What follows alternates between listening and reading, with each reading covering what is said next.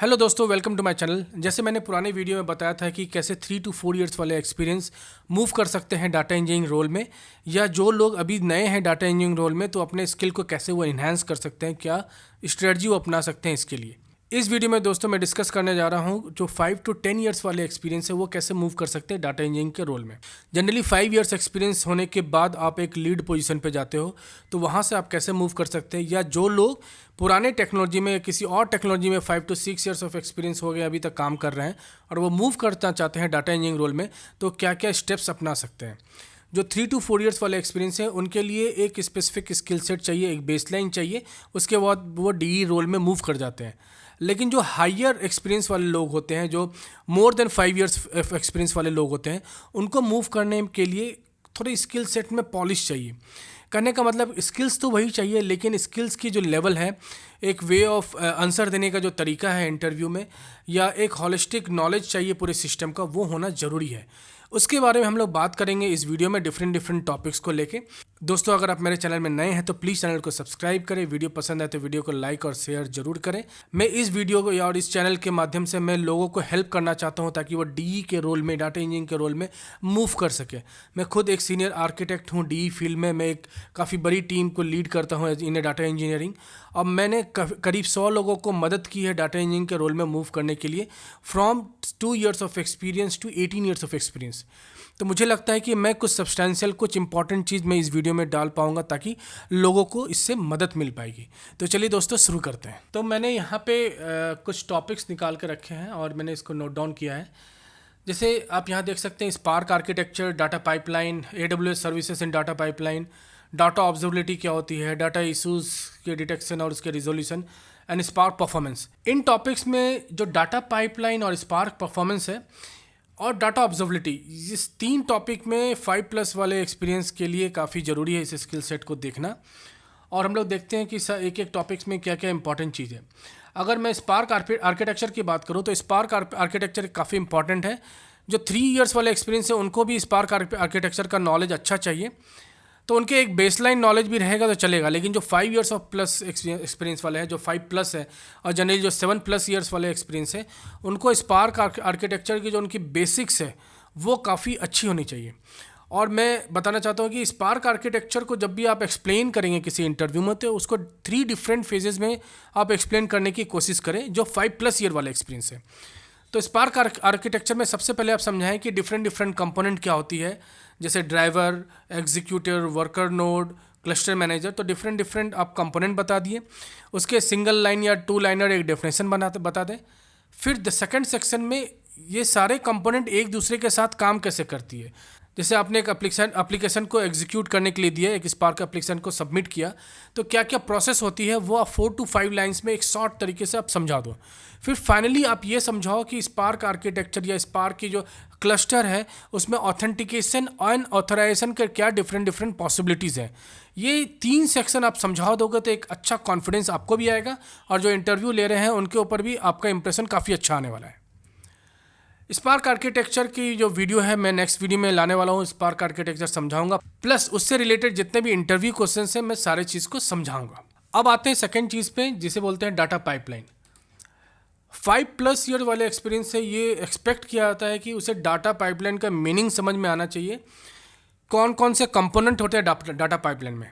तो मैं जल्दी से बताता हूँ कि डाटा पाइपलाइन पहले होती क्या है और उसे आपको समझाना, एक्सप्लेन करना है तो कैसे करना है। तो डाटा पाइपलाइन एक पाइपलाइन है जिसमें ऑटोमेटेड प्रोसेस से आप डाटा मूव कर सकते हो source to destination. For an example, आपके पास डाटा है ऑरेकल सिस्टम में, ऑरेकल ऑन प्रेम में है।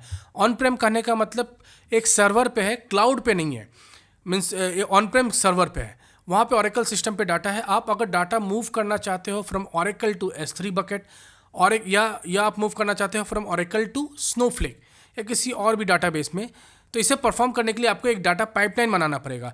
आपको ऑरेकल से डाटा फेच करना पड़ेगा, फिर देखना पड़ेगा कि क्लाइंट के रिक्वायरमेंट में कुछ ट्रांसफॉर्मेशन है तो ट्रांसफॉर्मेशन करना पड़ेगा किसी सर्वर पे, फिर वहाँ से आपको डंप करना पड़ेगा या आइदर टू S3 या टू स्नोफ्लेक। इसमें मैनी मल्टीपल जॉब्स बनेंगे। उस सारे जॉब्स को आप कैसे शेड्यूल करते हो, कैसे ऑर्केस्ट्रेट करते हो, प्लस कैसे डिपेंडेंसीज आप रिजॉल्व करते हैं, ये सारे चीज़ को कंस्टिट्यूट करके डाटा पाइपलाइन बनता है। मैंने यहाँ पे security, authentication, authorization, user making, ये सब चीज़ मैंने नहीं ऐड किया है, वो सब भी चीज़ इसके पार्ट रहेंगे।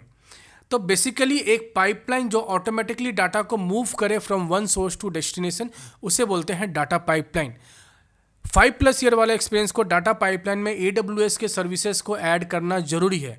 मैं पूरे वीडियो में AWS को एक प्राइमरी फोकस लेकर चल रहा हूं, क्योंकि मैं खुद एक AWS में काम किया हूं और AWS में मैं ज़्यादा कंफर्टेबल हूं, और AWS में डाटा इंजीनियरिंग के रोल्स भी ज़्यादा निकलते हैं, तो इसलिए मैं AWS को ही यहाँ पे इस वीडियो में या पूरे चैनल में बताने वाला हूँ। Source and target system. Source and target system का मतलब कि जैसे मैंने अभी एग्जांपल दिया ऑरेकल स्नोफ्लेक, तो Oracle will be a source and target बोलो या destination will be the Snowflake. अब either you can move the data from Oracle to Snowflake directly, या बीच में लैंडिंग एरियाज बनाना पड़ेगा। लेकिन जब भी आप डाटा किसी एक सिस्टम से लाते हो तो अपने सिस्टम में एक लैंडिंग एरिया बनाते हो, ताकि डाटा का सेम तरह का कॉपी आपके लैंडिंग एरिया में रहेगा। प्लस डाटा को आप वहाँ पे फिल्टर कर सको, आप रिकंसाइल कर सको, डाटा को आप वहाँ पे क्लीन कर सको, तब वो आप नए दूसरे लेयर में लेके जाओ। तो आप डायरेक्टली किसी सोर्स से डेस्टिनेशन में डायरेक्टली डाटा मूव नहीं करते हो। मैं किसी वीडियो में डाटा पाइपलाइन को भी अच्छे से समझाऊंगा एक प्रैक्टिकल तरीके से, और जिस तरह के सिनेरियोज में मैंने काम किए हैं, बेसिक टू कॉम्प्लेक्स सिनेरियोज, सारे सिनेरियोज को मैं यहाँ पे डिस्कस करने वाला हूँ। जब भी आप डाटा पाइपलाइन समझाएं इंटरव्यू में, तो वहाँ पे 2-3 डिफरेंट फेजेज में समझाएं। मैं तो मल्टीपल फेज में समझाता हूँ, क्योंकि मेरा एक्सपीरियंस ज़्यादा है और मुझे एक आर्किटेक्ट के रोल के हिसाब से समझाना पड़ता है। तो देयर आर मल्टीपल थिंग्स। जो 5 to 10 ईयर्स वाले एक्सपीरियंस है वो 3 to 4 सेक्शन में समझाएंगे तो भी चलेगा। तो सबसे पहले आप समझाओ कि सोर्स सिस्टम क्या है, सोर्स में डाटा किस तरीके से है, कितने टेबल्स हैं, डाटा का वॉल्यूम क्या है, ये समझाना काफ़ी ज़रूरी है। जब आप डाटा का वॉल्यूम समझाते हो तब समझ में आता है कि आप कौन से वे लेना चाहते हो। कहने का मतलब आप ऑरेकल से डाटा को जो मूव कर सकते हो with the help of normal Python pandas लिख के भी कर सकते हो, और अगर डाटा वॉल्यूम ज़्यादा है तो आप पाइस्पार्क के थ्रू कर सकते हो। तो तरीका चेंज हो जाता है जैसे डाटा का वॉल्यूम चेंज होता है। तो मैं यहाँ पे पाइस्पार्क के बारे में बात कर रहा हूँ, इनफैक्ट स्पार्क के बारे में बात कर रहा हूँ। तो आप समझाओगे कि पहले सोर्स सिस्टम क्या है, डाटा का वॉल्यूम क्या है, सेकंड इंजेक्शन लेयर आपने कैसे बनाया, how you are extracting the data from Oracle and putting it into S3 bucket landing zone. Other आप यूज़ कर सकते हो, स्कूप यूज़ कर सकते हो, नॉर्मल पाइथन लैंग्वेज यूज़ कर सकते हो, पाइस्पार्क यूज़ कर सकते हो एक्सट्रैक्शन के लिए, या जिसे आप इंजेक्शन बोलोगे। मतलब कहने वाला कि AWS में इंजेस्ट हो रहा है and it is getting extracted from the oracle system. तो देर आर डिफरेंट तरीका है आप जब मूव कर सकते हो। प्लस AWS का DMS सिस्टम है, उससे आप मूव कर सकते हो। तो डिफरेंट आप तरीका बता दो, आपके प्रोजेक्ट में क्या यूज़ होता है उसके तरफ आप ज़्यादा फोकस करना। Second, transformation. When data move कर जाता है S3 बकेट में, तो क्लाइंट बोलता है कि डाटा को डायरेक्टली मूव मत करो, कुछ ट्रांसफॉर्म भी करना है। चांसेस है मेनी टाइम्स वो बोलते हैं कि डायरेक्टली डाटा को मूव कर लो सोर्स से डेस्टिनेशन की तरफ, लेकिन in other cases they also ask to do the transformation. तो मान लो कि आप स्पार्क ट्रांसफॉर्मेशन कर रहे हो, एक तरह से ETL प्रोसेस आप कर रहे हो with the help of spark. तो आप उसको किसी सर्वर पे रन करोगे जब आप पाइस्पार्क की प्रोग्राम लिखोगे। तो ये अदर आप यूज़ करोगे EMR या तो EC2 या तो ग्लू, किसी भी तरह का चीज़, आप किसी भी तरह का आपको AWS में सर्वर चाहिए जिस पे आप वो रन कर सकते हो। आप ऑन प्रेम में भी रन कर सकते हो, लेकिन जैसे मैंने वीडियो के शुरू में ही बोला कि मैं यहाँ पे AWS को एज ए बेसलाइन मान के चलूँगा, क्योंकि 5+ ईयर वाले एक्सपीरियंस से AWS एक्सपेक्ट किया जाता है। तो ट्रांसफॉर्मेशन लेयर आपको समझाना पड़ेगा कि आप EMR में ट्रांसफॉर्म करते हो तो किस तरह के EMR है, आपके परसिस्टेंट EMR है, ट्रांजिएंट EMR है, उसमें मैनेज सर्विसेज कैसे की जाती है, सारे चीज़ को आप डिटेल में या नहीं तो एक ब्रीफली भी समझाओ तो चलेगा, लेकिन आपको ये जरूर समझाना है कि आप इस चीज़ को ऑर्केस्ट्रेट कैसे करते हो, शेड्यूल कैसे किया आप स्पार्क जॉब से। या तो आप स्टेप फंक्शन लिखिए जो AWS का पार्ट है लैम्डा का, या तो आप एयरफ्लो या कंट्रोल M किसी और तरीके से शेड्यूलर से यूज़ किया। फिर इसमें आप ट्रांसफॉर्मेशन लेयर समझा दोगे तो आएगा स्टोरेज। फिर फाइनली आता है स्टोरेज, मीन्स कहाँ पे आप डाटा डंप कर रहे हो, मीन्स रख रहे हो, S3 बकेट में रख रहे हो, या डिफरेंट लेयर बनाए हुए हो, gold layer, bronze layer, silver layer, इस तरह के लेयर बनाए हो, या डायरेक्टली आप स्नोफ्लेक में भी मूव कर रहे हो। तो स्नोफ्लेक में आप कैसे मूव कर रहे हो, वहाँ पे किस तरह के स्कीमा में डाल रहे हो, किस तरह के स्नोफ्लेक के डाटाबेस में आप डाटा डाल रहे हो, इस चीज़ को आप इसको स्टोरेज में समझाना पड़ेगा। प्लस स्टोरेज में जब स्टोर करते हो तो कितने वॉल्यूम ऑफ डाटा आप स्टोर कर रहे हो, ये भी आपको समझाना पड़ेगा। अगर आपकी एक्सपीरियंस 7+ है तो आप इस पूरे प्रोसेस में ऑप्टिमाइजेशन भी आपको समझाना पड़ेगा कि इस पाइपलाइन को आपने कैसे ऑप्टिमाइज़ किया। हो सकता है कि 2 to 3 आवर्स तक ये पाइपलाइन चलती थी, लेकिन आपने ऑप्टिमाइज़ करके 1 आवर तक किया। मैं एक एग्जांपल बताता हूँ मेरे पुराने एक्सपीरियंस से। एक पूरी इसी तरह की पाइपलाइन थी, कॉम्प्लेक्स डाटा था। In a single run around 600 millions of record move करता था और ये 6 to 7 आवर्स लेता था जॉब, क्योंकि ट्रांसफॉर्मेशन भी काफ़ी कॉम्प्लेक्स था, बहुत हेवी जॉइंट्स था इसमें। लेकिन इतना नहीं करना चाहिए, क्योंकि ये मुझे लग रहा था ये काफ़ी ज़्यादा टाइम ले रहा है इस पूरे एग्जीक्यूशन में। तो हम लोगों ने तो हम लोगों ने पूरे टीम ने काफ़ी कोशिश किया कि पूरे पाइपलाइन को ऑप्टिमाइज़ करने का। लेकिन जब ऑप्टिमाइजेशन करने के बाद भी 2 to 3 आवर्स लग ही जाता था पूरे जॉब को कंप्लीट करने में। तो हम लोगों ने पूरे जॉब को 600 मिलियंस रिकॉर्ड जो जॉब होती थी उसको जस्ट 50-50% डिवाइड किया और जॉब 1A और जॉब 1B हो गया। कहने का मतलब एक single job has been transform into 2 separate jobs. और उसके बीच में कैसे कंबाइनर काम कर रहा है वो सब चीज़ पे ध्यान देके एक नया तरीके का लॉजिक लिखा और तब पूरे प्रोसेस 1 से 1.5 घंटे में पूरी प्रोसेस कंप्लीट हो जाती थी। तो इस तरह के आपको कुछ ऑप्टिमाइजेशन स्ट्रेटजी लेके आना पड़ेगा इंटरव्यू में। अगर आपने काम नहीं किया तो थियोरेटिकली कम से कम आप उनको कन्विंस कर सको, ये भी चाहिए। तो इन सारे टॉपिक पे मैं वीडियोज़ लेके आऊँगा। अभी ये चैनल की स्टार्टिंग है तो मैं भी जस्ट ओवरव्यू बता रहा हूँ, लेकिन डाटा पाइपलाइन एक काफ़ी डीप टॉपिक है। डिपेंडिंग ऑन द एक्सपीरियंस, मेरे लेवल पे एज ए सीनियर आर्किटेक्ट मैं डाटा पाइपलाइन को टोटली डिफरेंट एंगल से देखता हूँ और इसमें मैं कॉस्ट भी देखता हूँ कि क्लाइंट की कॉस्ट क्या कर रहने वाली है, प्लस फ्यूचर इन्हांसमेंट आएगा तो उसके लिए मैं स्कोप हमेशा ओपन रखूँ डाटा पाइपलाइन में। किस तरह के लोग काम कर सकते हैं, इसकी मेंटेनेंस कैसे चलेगी, इसकी सिक्योरिटी और सेफ्टी पे ज़्यादा ध्यान देता हूँ। तो एज़ पर योर एक्सपीरियंस ये डाटा पाइपलाइन की पूरी डेफिनेशन, पूरे काम करने के तरीके चेंज होते जाएंगे। फिर मैं नेक्स्ट टॉपिक पे आता हूँ जिसे बोलते हैं AWS services. 5+ year of experience है, जैसे मैंने बताया कि एक्सपेक्ट किया जाता है कि आपको AWS के सर्विसेज आने चाहिए। जब आप डाटा पाइपलाइन बनाते हो या डाटा इंजीनियरिंग के किसी भी काम को करते हो तो AWS सर्विसेज का क्या रोल रहता है। जैसे इंजेक्शन में कौन कौन से सर्विसेज आप यूज़ कर सकते हो आप, जैसे अमेजन की जो DMS सर्विस होती है, डाटा माइग्रेशन सर्विसेज, क्या आपके सिनेरियो के लिए सही है क्या नहीं, ये आपको जानना जरूरी है। प्लस आप जब ट्रांसफॉर्मेशन कर रहे हो तो स्पार्क आप कहाँ पे रन कर रहे हो, कैसे आप डिप्लॉय कर रहे हो AWS में, AWS का कोड पाइपलाइन यूज़ कर रहे हो डिप्लॉय करने के लिए या किसी थर्ड पार्टी के थ्रू आप डिप्लॉय कर रहे हो। कहने का मतलब कि आपकी जो स्पार्क की कोड है आपके AWS के सर्वर पे कैसे पहुंच रही है वो इंपॉर्टेंट है। कैसे आप उसका वर्जन कंट्रोल कर रहे हो, कैसे आप उसको प्रोटेक्ट करते हो कि कोई यूज़र गलती से मेन सोर्स कोड में चेंजेस नहीं करते।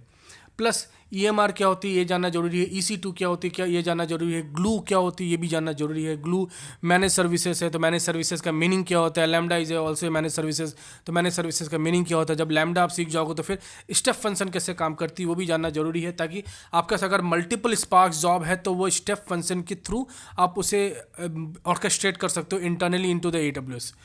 फिर कॉस्ट क्या है, कॉस्ट के पहले लॉगिंग, आप लॉगिंग कैसे करते हो। स्पार्क की जॉब फेल हो गई तो स्पार्क के जॉब के लॉग्स आप कहाँ देखोगे, UI है या UI नहीं है तो फिर आप कैसे लॉग देखते हो, उसको बैक ट्रैक करते कैसे करते हो। नॉर्मली लॉग की साइज़ क्या होती है, साइज़ काफ़ी इंपॉर्टेंट है क्योंकि काफ़ी बार लॉग इतनी बड़ी बन जाती है कि उसको आप VI एडिटर पर नहीं ओपन कर पाते हो और उस लॉग को बहुत बार ब्रेकअप करना पड़ता है, फिर एनालिसिस काफ़ी मुश्किल हो जाती है। तो लॉगिंग कैसे होती है, लॉग की आर्काइवल कैसी होती है, लॉग की साइज़ बढ़ जाती है तो लॉग को ब्रेक किया जाता है कि नहीं, ये सारी चीज़। तो एक तरह से लॉगिंग मैकेनिज्म क्या है वो भी जानना जरूरी है।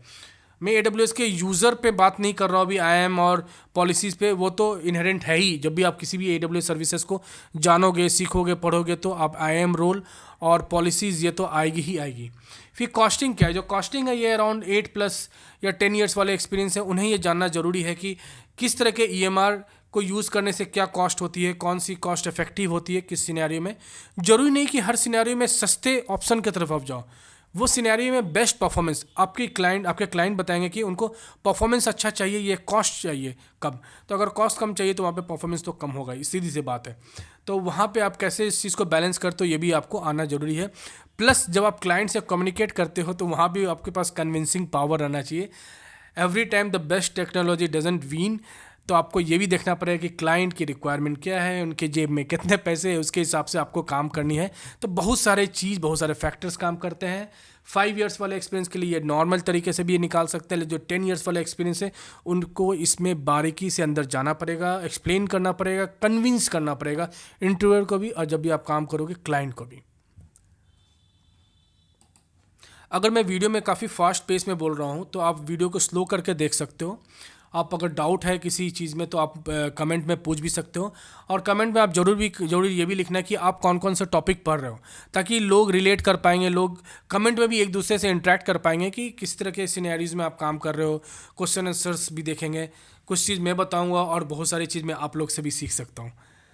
बढ़ते हैं नेक्स्ट टॉपिक के लिए, वो है डाटा ऑब्जर्वेबिलिटी। डाटा ऑब्जर्वेबिलिटी एक बहुत बड़ा टर्म है। जनरली ये 10 ईयर्स ऑफ एक्सपीरियंस से मैं एक्सपेक्ट करता हूँ डाटा ऑब्जर्वेबिलिटी की चीज़ आने चाहिए। लेकिन डाटा ऑब्जर्वेबिलिटी में एक चीज़ आता है monitoring. Monitoring is one of the part of data observability. 5 years वाले एक्सपीरियंस भी जो AWS के क्लाउड वॉच है वो भी एक मॉनिटरिंग टूल है, या बहुत बार डाटा डॉग यूज़ करते हैं, स्प्लंक यूज़ करते हैं, डायनाट्रेस यूज़ करते हैं मॉनिटरिंग के लिए। तो ये सब सारे टूल जो डाटा डॉग, अब डायनाट्रेस, स्प्लंक में बता रहा हूँ, ये पूरी डाटा ऑब्जर्वेबिलिटी की इकोसिस्टम है। लेकिन monitoring is one of the part, तो मॉनिटरिंग आपको आनी चाहिए। आप क्लस्टर कैसे मॉनिटर कर सकते हो, इनफैक्ट स्पार्क एप्लीकेशन जो आप रन कर रहे हो, तो for example everyday 100 application submit होती है आपके सिस्टम में, तो उसको आप मॉनिटर कैसे करते हो वो इंपॉर्टेंट है।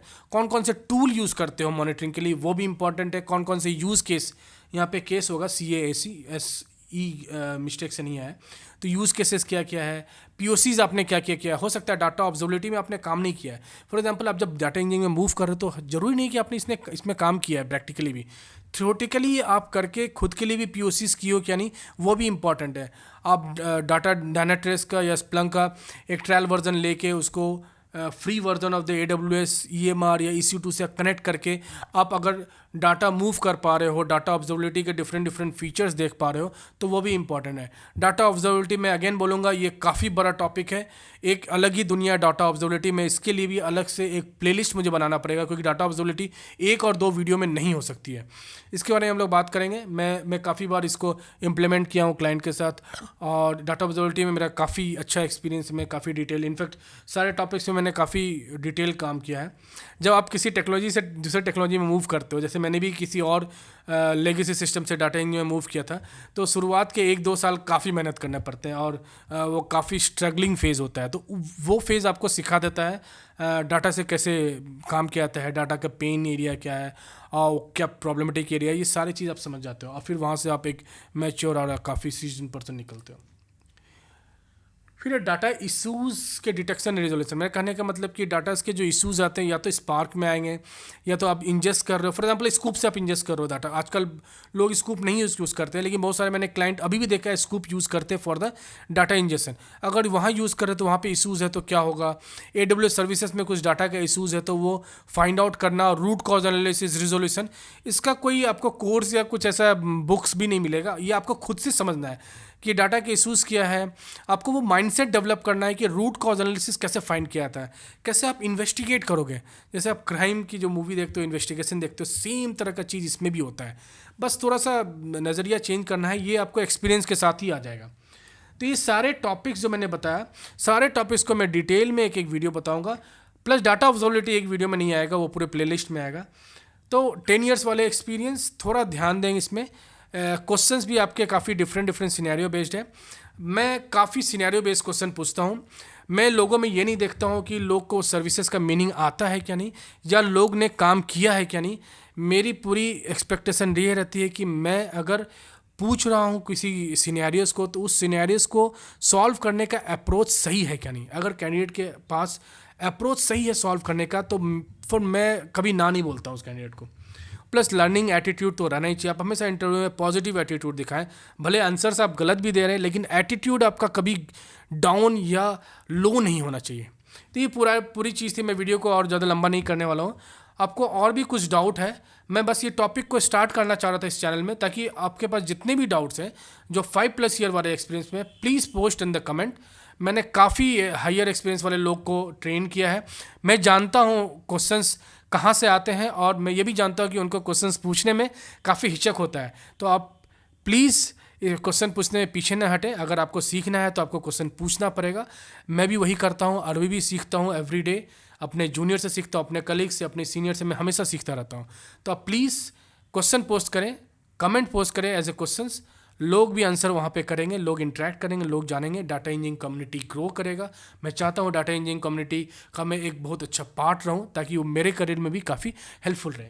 तो दोस्तों आज के लिए इतना ही। होपफुली आपको इससे काफ़ी मदद मिलेगी, मेरी उम्मीद है। और मैं चाहता हूँ कि आपकी जो पाथ है डाटा इंजीनियरिंग के लिए काफ़ी सक्सेसफुल हो। प्रॉब्लमेटिक तो होगी ही, इसके लिए मैं नहीं बोल सकता हूँ कुछ, लेकिन सक्सेसफुल हो मैं ये विश करता हूँ। फिर मिलूंगा नई वीडियो के साथ, और नई वीडियो में जो होने वाली, जो मेरी नेक्स्ट वीडियो होने वाली है वो स्पार्क आर्किटेक्चर के ऊपर आने वाली है।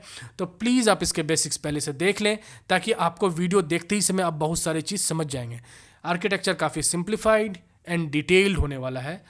तो फिर मिलते हैं नई वीडियो के साथ, तब तक के लिए अपना ख्याल रखें। Take care, goodbye and be safe.